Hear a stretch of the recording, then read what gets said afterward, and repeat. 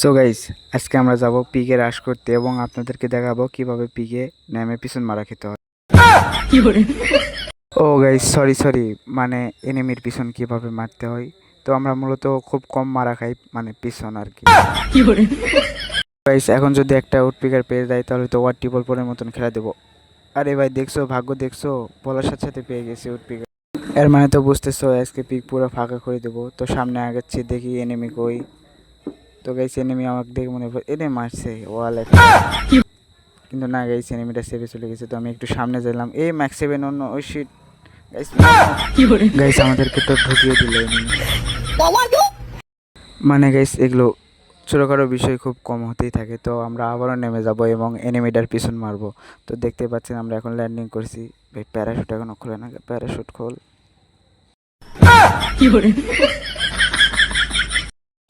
তো গাইস, বলতে না বলতে প্যারাশুট খুলে গেছে। তো আমরা এখন নেমে গেলাম। তো গাইস, আমার সাথে সাথে গান ছিল না, হাতে একটা জিএটি ছিল। আমি সামনের দিকে এগিয়ে যাচ্ছিলাম, এখানে একটা জি60 পেয়ে গেলাম গাইস। সামনে একটা এনিমি। ভালো লাগছে না, তো কন্ট্রোলের 12টা বেজে যেত। আচ্ছা যাই হোক গাইস, সামনে আরেকটা এনিমি আছে ওয়ালের পিছনে মেবি। ভাই এটা মেরে দেবো, সমস্যা নাই, মানে আমি মরে যাব না। তো গাইস, আমি মেরে দিব মানে